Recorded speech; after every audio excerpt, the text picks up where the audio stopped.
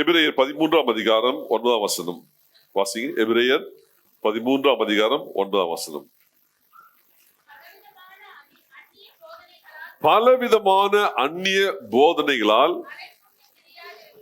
அலைப்புண்டு தெரியாதிருங்கள். ஹல்லேலூயா. பலவிதமான அந்நிய போதனைகளால் அலைப்புண்டு தெரியாதிருங்கள். ஆங்கிலத்தில் எப்படியா போடப்படுது? Do not be led away by diverse and strange teachings. Do not be led away by diverse and strange teachings சொல்லி ஆங்கிலத்தில் போடப்பட்டிருக்குது. இந்த அந்நிய போதனையை பார்க்கும்போது இப்படி சில அந்நிய போதனை மாதிரி அந்நிய அக்னியை பத்தி ஆவியார் எழுதி வைத்திருக்கிறத பார்த்திருக்கிறோம். அந்நிய நுகத்தை குறித்து ஆவியார் எழுதியிருக்கிறத பார்க்கின்றோம். அந்நிய போதனைகள், அதே போல அந்நிய தூபம் அப்படி சொல்லி வேதத்தில் எழுதப்படுகிறது பார்க்கின்றோம். அதே போல அந்நிய மாமிசம் அந்த காரியத்தை கூட வேதத்தில் எழுதப்பட்டது பார்க்கின்றோம். அதே போல அந்நிய பாஷை, இப்படி அநேக காரியங்கள் வேதத்தில் சொல்லப்பட்டிருக்கிறது. அது ஒரு காரியத்தை நாள்ல நாம் தியானிக்க போகிறோம். அந்த எபிரேயர் 13ஆம் அதிகாரம் வாசிக்கும் போதே அநேக அருமையான காரியங்கள் அங்க சொல்லப்பட்டிருக்குது. அநேக காரியங்கள் Hebrew 13 வாசிக்கும் போது அநேக காரியங்கள், அற்புதமான காரியங்கள் அந்த இடத்துல சொல்லப்படுது. அது ஒரு காரியம் அந்நிய போதனைகள், பலவிதமான அந்நிய போதனைகளால் அறுப்புண்டு. அந்நிய போதனைகள் நாட்டில் தேசங்களிலும் சபைகளிலும் மிகுதியாய் காணப்படுவதை நாம் அறிந்திருக்கின்றோம். இந்த அந்நிய போதனைகள் தவறான வழிக்குள்ளே நம்ம நடத்துவதாய் காணப்படுகின்றது. வாசிங்க எபிரேயர் 13:9 வாசிங்க.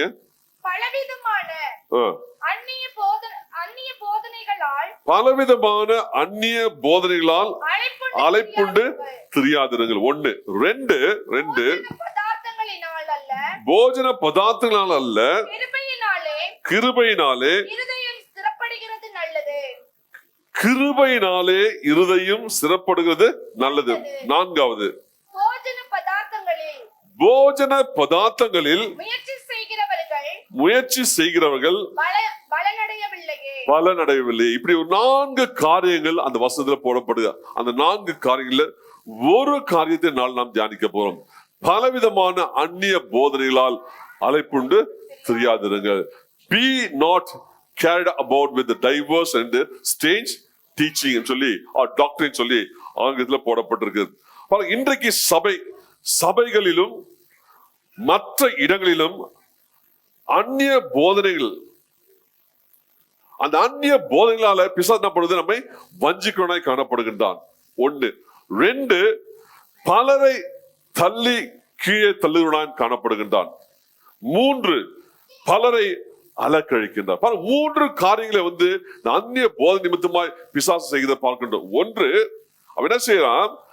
பலரை வஞ்சிக்கின்றான். அந்நிய போதனைகளை பலரை வஞ்சிக்கின்றான். 2 அவன் என்ன பண்றான்? பலரை கீழே தள்ளி போடுகின்றான். தன்னுடைய விசுவாச வாழ்க்கையிலிருந்து கீழே தள்ளி போடுகிறான் காணப்படுகின்றான். 3வது காரியம் பலரை அலக்கழிக்கின்றதை பார்க்கின்றோம். இது கரெக்டா, அது கரெக்டா, இங்க போலாமா, அங்க போலாமா, இந்த சபை நல்லது, அந்த சபையில இந்த பாஸ்ட் நல்லது, அந்த பாஸ்ட் நல்லவரா அப்படி சொல்லி அலக்கழிக்கிறவனாய் காணப்படும். 3 காரியங்களை பிசாசு நாட்டில செய்கின்றான். இந்த சபைக்கு வந்தா ஒரு 2 வாரம் இருந்துட்டு சரி அந்த சபைக்கு போய் பார்க்கலாமே எப்படி இருக்குது, அங்க ஒரு 2 வாரம் இருந்துட்டு அங்க அந்த சபைக்கு போகலாம், இந்த பாஸ்ட் ஒரு வாரம் அந்த பாஸ்ட், இப்படி ஒன்றுக்கு உதவாத காரியங்களை அவன் செய்கிறத பார்க்கின்றோம். 1 வஞ்சிக்கின்றான், 2 விசுவாசத்தை கீழே தள்ளுகின்றான், 3 அவன் செய்கிற காரியம் அலக்கழிக்கின்றான். பாருங்க, பிசாசு ஒரு காரியத்தை நிச்சயமா அவன் தடை செய்தல. ஜனங்கள் கிறிஸ்துவத்துக்குள் வருவதற்கு அவன் தடை செய்தது கிடையாது. ஒரு மனுஷன் இயேசுவை ஏற்றுக்கொண்டா அதை அவன் தடை செய்யறது கிடையாது. ட்ரை பண்ணுவான். அன்னைக்கு நான் ஞாபகம் கொடுக்குற அன்னைக்கு ஒரு அருமையான சகோதரி 3 வருஷமா எனக்கு அந்த காலத்துக்காக காத்திருந்த ஒரு சகோதரியோட பேசும்போது, அங்கிள் நான் எடுத்துக்கிறேன் அங்கிள், ஒன்னும் பிரச்சனை இல்லை அப்படின்ட்டு 3 மணிக்கு சொன்னாங்க. எங்க மாமியார்ட்ட ஒரு வார்த்தை சொல்லிடுறேன், எங்க வீட்டுக்கார்ட்ட ஒரு வார்த்தை சொல்லிடுறேன், நான் எடுத்துக்கிறேன் அங்கிள் சொல்லு. 4:30 மணிக்கு சொல்றாங்க, இல்ல எங்க மாமியார் சொல்றாங்க, நான் இல்லாம நீ எப்படி எடுப்ப ஞானஸ்தானம், நான் இல்லாம நீ எப்படி எடுப்ப ஞானஸ்தானம். நான் சொன்னேன், மாமியார் போசல் ஒண்ணு கூட்டு போவாங்களான்னு கேட்டேன். இல்ல நீ போசல் மாமியார் கூட்டு போவேன்னு கேட்டேன். பாருங்க, ஜஸ்ட் ஒரே 5 நிமிஷம் கான்வர்சேஷன் ஒரு சகோதரி ஆத்மாவை தடை பண்ணிடுச்சு, ரட்சிக்கப்படாதபடிக்கு. ஒரே 5 நிமிஷம் தான்.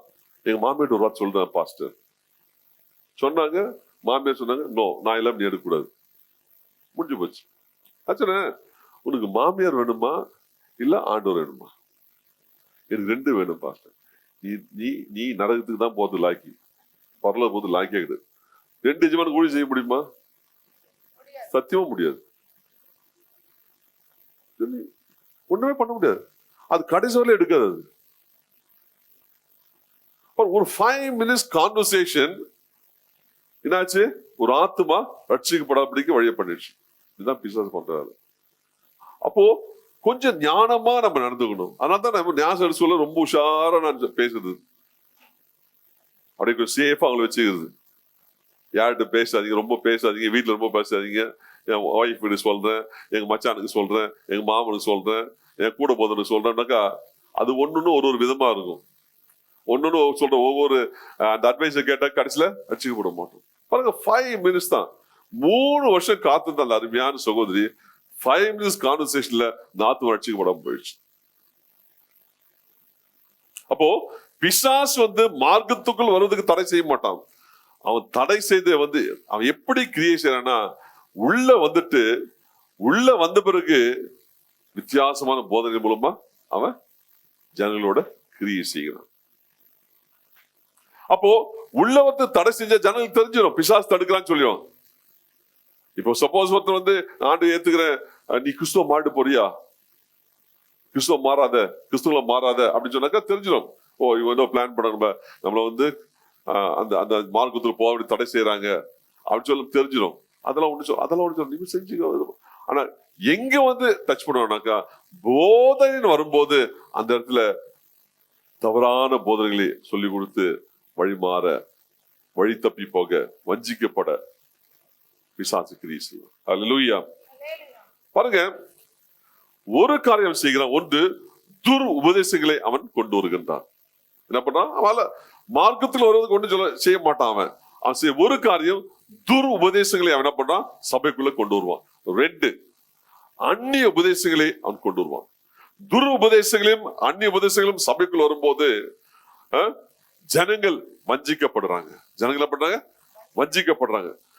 அது மாத்திரமல்ல, வஞ்சிக்கப்படுறது மாத்திரமல்ல, ஜனங்கள் விழுந்து போறாங்க. நீங்க எத்தனை பேர் சபைக்கு வராங்க பாருங்க. சபையில் ரட்சிக்கப்பட்டிருக்காங்க, சபையில ஞானசம் எடுத்தாங்க, கத்திர பந்தியில இருந்தாங்க, நல்ல ஜெபம் பண்ணாங்க. இன்னைக்கு எத்தனை பேர் சபைக்கு வரா அப்படின்னு தடைப்பட்டு காணப்படுறாங்க. சில துருபதேசங்கள், சில அந்நிய உபதேசங்கள், இவைகளை கேட்பது நிமித்தமாய் இன்றைக்கு சபை கூட வராதபடிக்கு ஜனங்கள் தடை செய்யப்பட்டு வஞ்சிக்கப்பட்டிருக்காங்க. ஹல்லேலூயா. அதுக்குதான் கண்ட உபதேசங்களை நாம் கேட்காதபடிக்கு, கண்ட காரியங்களை நாம் ஈடுபடாதபடிக்கு ஜாக்கிரதையா இருக்கணும். நமக்கு சில உபதேசங்கள் சொல்லப்பட்டிருக்கு வேதத்துல. அந்த உபதேசங்களை கேட்டு அதன் நடக்கும் போது நாம் மார்க்கம் தப்பி நடக்காதபடிக்கு ஆவியானவர் நம்மளை நடத்துவராய் காணப்படுகிறார். ஹல்லேலூயா. அப்போ சபைக்குள்ள துர் உபதேசங்கள் கொண்டு வரப்படும், அந்நிய உபதேசங்கள் கொண்டு ஜனங்கள் வஞ்சிக்கப்படுறாங்க. ஹல்லேலூயா. இந்த நாட்டில் பார்க்கும்போது உலகத்தில் அநேக விதமான கலப்படங்கள் நடக்குது இல்லையா? கலப்படம், எல்லாவற்றிலும் கலப்படம். அரிசியில கலப்படம், பால்ல கலப்படம், எண்ணெயில கலப்படம், சிமெண்ட்ல கலப்படம். கலப்படம் இல்லாத பொருள் ஒன்று கூட கிடையாது உலகத்துல. ஹல்லேலூயா. கலப்படம் காரணம் என்ன? கொஞ்சம் ப்ராஃபிட் கிடைக்கும், கொஞ்சம் நம்மளுக்கு ஜாஸ்தி கிடைக்கும் அப்படி சொல்லி கலப்படம். இதே ஃபார்முலா தான் மனுஷன் கலப்படம் பிசிக்கலா பண்றான். அரிசியில, பருப்புல, எண்ணெயில, காயில எல்லாத்துலயும் கலப்படம் பண்றான். நம்ம ஆப்பிள் வாங்கும்போது ஆப்பிள்ல கலப்படம் இல்ல, ஆப்பிள் மேல என்ன இருக்கு? வேக்ஸ் போட்ஸ் பல இருக்குது. அது 10 நாள் பளபளப்பாகுது. ஆனா பழம் வாங்கினா 2 நாள் கெட்டு போகுது. இந்த பழம் வாங்கினாக்கா 10 நாள் பளபளப்பாகுது. காரணம் என்ன? அது ஒரு கலப்படம் தான்.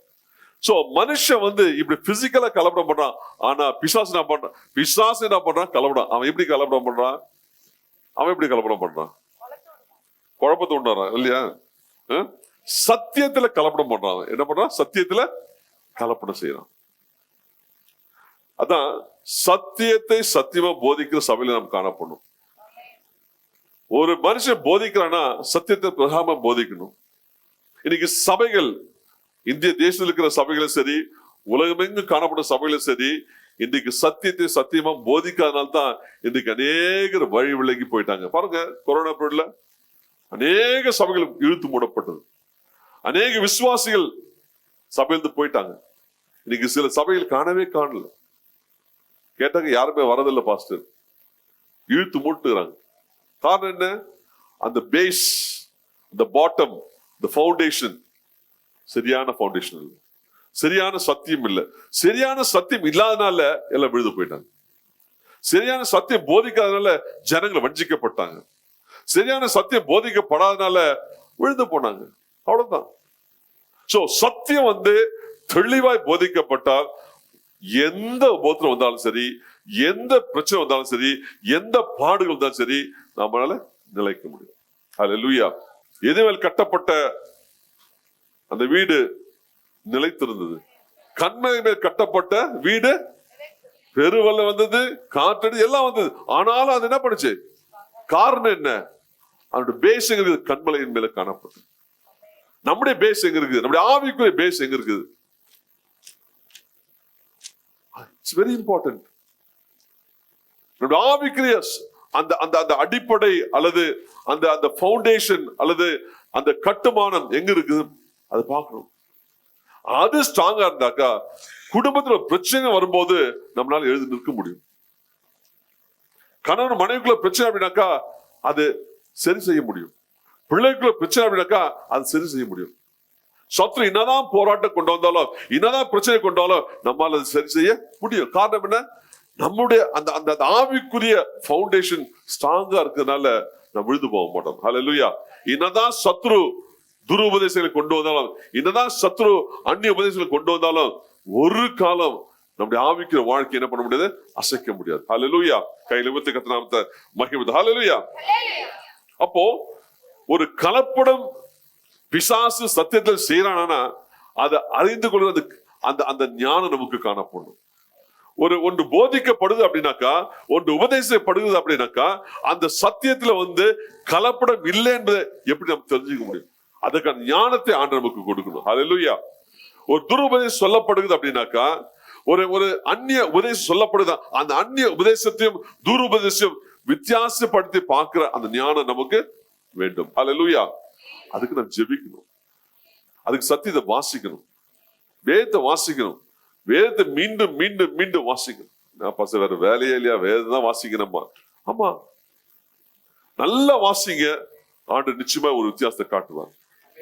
எந்த ஒரு போதகன் போதிக்கிறான், அது சரியான போதனை தானா, அது சரியான சத்தியத்தான் பேசுறாரா, சரியான உபதேசமா என்பதை மிக தெளிவாய் நம்ம கண்டுகொள்ளலாம். காரணம் என்ன?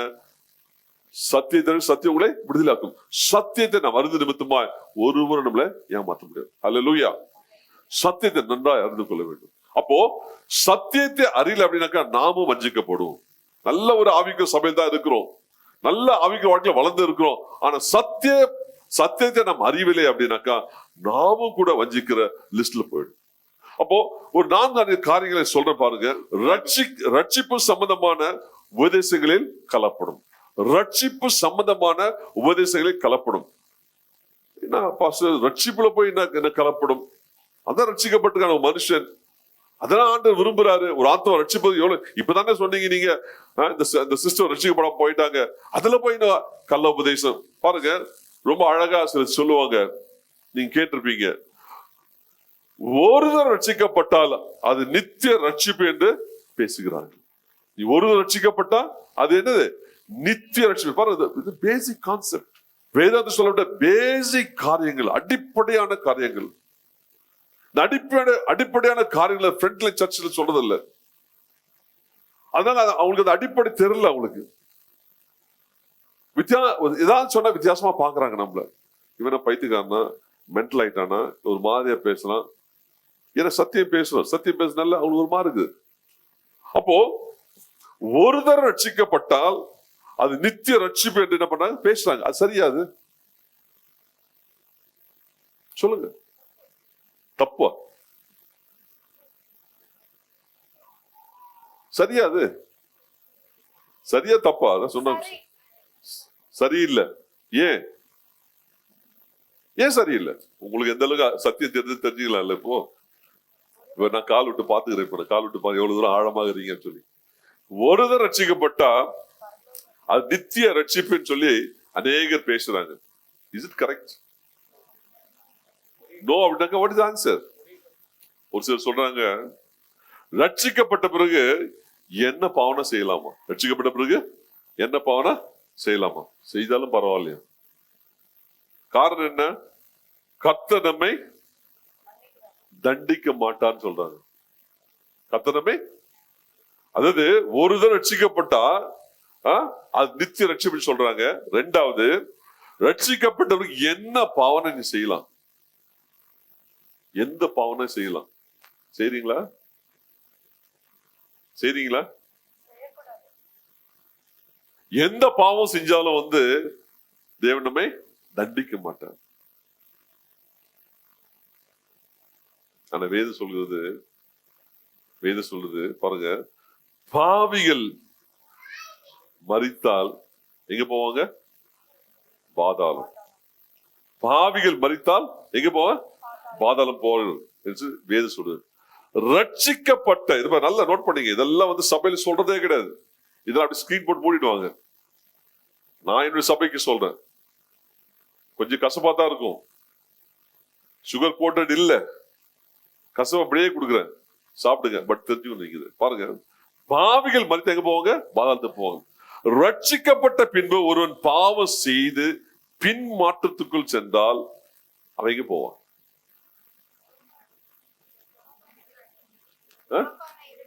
புறம்பான இருளுக்கு போவான். பாவிங்க போவான், பாதாளத்துக்கு போவான். ரட்சிக்கப்பட்டு பின்மாற்றத்தில் போற மனுஷன் எங்க போவான்? புறம்பான இருளுக்கு தள்ளப்படுவான். பாருங்க, சிஸ்டர் சொன்னாங்க, அங்க அழுகையும் பற்கடிப்பும் உண்டாயிருக்கும். பாதாளத்துக்கு போனா சொல்லவே வேண்டாம், அது பயங்கரமா இருக்கும். அப்போ ஆகையால் ரட்சிக்கப்பட்டவர்கள் உடைய ரட்சிப்பு என்ன பண்ணும்? பாதுகாத்துக் கொள்ள வேண்டும். ஹல்லேலூயா. ஒரு தடவை ரட்சிக்கப்பட்டா அவ்வளவுதான், எனக்கு டிக்கெட் கொடுத்துறாங்க, நான் நேரம் ஸ்ட்ரெயிட்டா போயிடுவேன். நானு அப்படியெல்லாம் ஒண்ணும் கிடையாது, ஒண்ணுமே கிடையாது. அப்படிலாம் there's nothing like that. ஒரு தடவை ரட்சிக்கப்பட்டாலும் ரட்சிப்பை என்ன பண்ண? நீ பாதுகாத்துக் கொள்ளணும். எங்க பாதுகாக்க முடியும்? நீ சர்ச்சுக்கே வர்றது இல்லையே, வசனத்தை வாசிக்கிறது கிடையாது, வசனம் சொன்னாக்க எழுந்து ஓடிடுற வெளியே, வசனம் பேசப்பட்டா கேட்கறது கிடையாது, தூக்கம் வந்துடுது, இல்ல மொபைல் எடுத்து மொபைல் விளையாடுறோம், இதான் ஒண்ணு நடக்குது. அப்போ நீ ரட்சிப்பை நீ காக்கணும்னாக்கா வேதத்தை வாசிக்கணும், சபையில வார்த்தையை கேட்கணும், ஆண்டவரை ஆராதிக்கணும், நல்லா ஜெபிக்கணும், மற்றவர்கள் கூட அது பேசணும். ஹல்லேலூயா. ஆண்டவர் கேட்ப, நிச்சயமா கேட்பார் ஆண்டவர். இது நான் தியானித்து ரெடி பண்ணும்போது எப்படி சொல்றதுனே தெரியல எனக்கு. ஆக்சுவலா கொஞ்சம் பயங்கரமா இருக்குது எப்படி சொல்றது. பட் சாதாரண ஒரு காரியம் தான், ஆனா நம்ம பேசுறதுல சபையில கேட்கறது கிடையாது. அப்ப ரட்சிப்பு, ஒரு தடவை ரட்சிக்கப்பட்டா எல்லாம் முடிஞ்சு இல்ல, ஒவ்வொரு நாளும் ரட்சிக்கப்படணும். ஹல்லேலூயா. ஒவ்வொரு வேலையும் ரட்சிக்கப்படணும், ஒவ்வொரு நிமிடமும் ரட்சிக்கப்படணும். ஹல்லேலூயா. அதைத்தான் ஆண்டவர் எதிர்பார்க்க. நம்ம ரட்சிப்பை அவன் அதான் சொன்னாங்க, கடைசியில காத்துக்கணும், கடைசியில நீ காத்துக்கணும். இன்னைக்கு கெட்டுச்சு அப்படின்ட்டு விட்டுறக்கூடாது, கடைசியில நீ காத்துக்கொள்ள வேண்டும். அப்படி காக்கும் போதுதான் உனக்கு அது ஆசீர்வாதம். ஹல்லேலூயா. பாருங்க, அடுத்தது பாருங்க, வேதம் சொல்றது, பாவங்களை மறைக்கிறவன் வாழ்வடை மாட்டான். அப்படின்னா பண்ணப்போ அவங்களே அறிக்கை செய்ய பண்ணும், விட்டு வேண்டும். வேதம் சொல்றது நீதிமொழிகள் 28:13 வாசிங்க. 28:13 நீதிமொழிகள் 28:13. தன் பாவங்களை மறைக்கிறவன் வாழ்வடைய மாட்டான், அவைகளை அறிக்கை செய்து விட்டு விடுகிறவனோ இரக்கம் பெறுவான். ஹல்லேலூயா. பாவம் செய்ய ரைட், நான் ரட்சிக்கப்பட்ட பாஸ்டர், ஆனால் நான் பாவத்தை விழுந்துடுறேன், சரி ஓகே, நோ ப்ராப்ளம். என்ன பண்றது பாஸ்டர்? அறிக்கை செய். அறிக்கை, ஆண்டவரே நான் பாவத்தை விழுந்துட்டேன், ஆண்டவரே நான் போய் சொல்லிட்டேன், இப்படி திருடிட்டேன், இப்படி தப்பு பண்ணிட்டேன், அப்படி அறிக்கை செய்ய பண்ணோம், என்ன பண்ணும்? மீண்டும் போய் செய்யக்கூடாது. அதை விட்டுணும். அப்ப அவனுக்கு என்ன கிடைக்கும்? இரக்கம் கிடைக்கும். ஹல்லேலூயா. சோ தன் பாவங்களை மறைக்கணும். பாவமே செய்யல பாஸ்டர், ஏன் மனைவி பார்க்கல, ரைட், ஓகே. உன் பிள்ளைங்க பார்க்கல, ஓகே. அப்பா அம்மா ஒண்ணு பார்க்கல, அதுக்காக நீ போய் சொல்லணுமா? ஆனா உன்னை பாக்குறாருல ஒருத்தர் நோக்கி பாக்குறாரு. நான் அதான் சொன்னேன், ஞாசம் கொடுக்க சொன்ன ஒரு வார்த்தை, இன்னைக்கு பர்வதத்துல மிகுந்த சந்தோஷம். எல்லாம் அப்படியே பர்வதம் எல்லாம் எழுந்துட்டு பாக்குறாங்க என்ன நடக்குதாங்க அப்படின்னு. ரெண்டு இந்து பிள்ளைங்க வந்து ஆண்டவருக்கு ஒப்பு கொடுத்து ரட்சிக்கப்பட்டிருக்காங்க. அவன் மூழ்கி ஞாசம் எடுக்க போறாங்க. பரலோகம் பாக்குது அப்படியே. இன்னைக்கு இந்த பிள்ளைங்கனால மிகுந்த சந்தோஷம் பரலோகத்துல. ஏசப்பாங்க பாக்குறாரு, ஏஞ்சல்ஸ் பாக்குறாங்க, நம்முடைய முற்பிதாக்கள் பாக்குறாங்க, எல்லாம் பாக்குறாங்க. எழுந்து ரெண்டு பிள்ளைங்க எடுக்குது சொல்லி முழுகி, அந்த பிள்ளைகள் முழுகி எழும்பும் போது மிகுந்த சந்தோஷம் உண்டாகுது. ஒரு பாவிட மன நிமித்தமா மிகுந்த சந்தோஷம் உண்டாகுது. அது மாத்திரமல்ல, ஒரு பெரிய சத்தம் உண்டாகுது. என்ன சத்தம்? இதோ என் நேசகுமாரன், இதோ என் நேசகுமாரத்தி, இவள் மேல் நான் பிரியமா இருக்குன்னு சொல்லி ஒரு மிகுந்த சந்தோஷம் மாத்திரமல்ல, ஒரு சத்தம் உண்டாகுது. ஹல்லேலூயா. பரலோகமே பார்த்திருக்கும். ரெண்டு பேர் தானே பாஸ்டர், ஆயிரக்கணக்கில் எடுத்துட்டாங்க. ஒரே ஒரு ஆத்மா, ஒரு ஆத்மா இந்த உலகத்தை காட்டிலும் விலையே பெற்றது. ஹல்லேலூயா. ஒரு ஆத்மாக தான் இயேசு இந்த உலகத்துக்கு வந்தார். ஒரு ஆத்மா தேடி ஆண்டவர் ஓடினார். குள்ளனை பார்த்து, வா வீட்டுக்கு போ, வா வீட்டுக்கு வரேன்னு சொல்லி இந்த வீட்டுக்கு ரட்சிப்பு வந்தது. ஹல்லேலூயா. ஒரே ஆளு தான் ஓடினார். ஒரு மனுஷன் தான் தேடி ஓடினார் ஆண்டவர். 99 விட்டுட்டு ஒன்னதான் தேடி ஓடினார் ஆண்டவர். நீங்க ஆண்டவர் பார்த்து கேட்கிறீங்க, எத்தனை ஒன்ன பார்த்து ஓடிக்கொண்டிருக்கணும்? எத்தனை ஆத்மாக்கள் நம்ம சபைக்கு கொண்டு வந்திருக்கோம்? எத்தனை ஆத்மாக்கள் சுவிசேஷம் இருக்கோம்? எத்தனை ஆத்மாக்களை நம்ம ஆற்றி தேற்றிருக்கோம்? எத்தனை ஆத்மாக்களை காயத்தை கட்டியிருக்கோம்? எத்தனை ஆத்மாக்களை நாம் சபைக்குள்ள கொண்டு வந்திருக்கோம்? ஹல்லேலூயா. பாருங்க, அப்போ நீதிமன்றம் சொல்லுற விதமா, தன் பாவங்களை மறைக்கிறவன் வாழ்வடைய மாட்டான். There is no way to prosper. அப்ப என்ன பண்ணும்? அந்த அறிக்கை செய்யணும், அந்த பாவத்தை விட்டுணும். விடும் போது you have a mercy, இரக்கம், ஆண்டோட இரக்கத்தை பெறுவான். அப்போ நாம் செய்த பாவங்கள் என்ன பண்ணப்போ நம்ம என்ன செய்யணும்? நான் பார்க்கல, என் மனைவி பார்க்கல, என் கணவன் பார்க்கல, என் பிள்ளைகள் பார்க்கல, என் பெற்றோர் பார்க்கல, என் கூட சகோதரர்கள் பார்க்கல, என் நண்பர் பார்க்கல, ஆனா பாவம் செஞ்சிருக்கிறேன். அப்ப நான் என்ன செய்யணும்? அறிக்கை செய்து என்ன பண்ணணும்? அந்த பாவத்தை விட வேண்டும். ஹல்லேலூயா. பாருங்க, இதற்கான ஞானத்தை ஆண்டவர் நமக்கு கொடுக்கணும். நான் பாவம் செஞ்சுட்டேன் அப்படி சொல்லி ஒரு பிரயோஜனம் கிடையாது. அறிக்கை செய்து அதை நாம் விடுதலாய் காணப்படணும். ரெண்டாவது அந்நிய போதனை பாருங்க. ரெண்டாவது அந்நிய போதனை, தேவன் அன்பாகவே இருக்கிறார். கரெக்ட் தானே? என்ன தப்பு? What is wrong? God is love. What's wrong? என்ன தப்பு? 1 யோவான் 4:10 வாசிங்க. தேவன் நம்மேல் வைத்திருக்கிற அன்பை நாம் அறிந்து விசுவாசித்திருக்கிறோம். தேவன் அன்பாகவே இருக்கிறார். அன்பில் நிலைத்திருக்கிறவன், அன்பில் தேவனில் நிலைத்திருக்கிறவன் தேவனில் நிலைத்திருக்கிறான். தேவனும் அவனில் நிலைத்திருக்கிறார். ஆமென், ஆமென். பாருங்க, தேவன் அன்பா இருக்கிறார், அன்பில் நிலைத்திருக்கிறவன் தேவனில் நிலைத்திருக்கிறான். அப்போ தேவனும் அவனில் என்ன பண்றாரு? நிலைத்திருக்கிறார். நானும் பிதாவும் ஒன்றாய் இருக்கிறோம். யார் சொன்னது? நானும் பிதா ஒன்றாக யார் சொன்னது? இயேசு கிறிஸ்து சொன்னார். அவர் என்னிலும் நான் அவர்ல காணப்போறோம் இல்லையா? நான் இல்லாமல் அவர் இல்லை, அவர் இல்லாமல் நான் இல்லை, நாங்கள் ரெண்டு ஒரே ஒன்றாக இருக்கின்றோம்.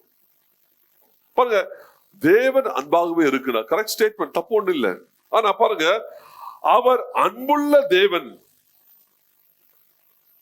அவர் என்ன பண்ண மாட்டாரு? மனிதனை நரகத்துக்கு அனுப்ப மாட்டார். எவ்வளவு அழகா சொல்லாங்க பாத்தீங்க.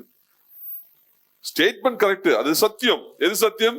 தேவன் அன்பாக இருக்கிறார் சத்தியம்.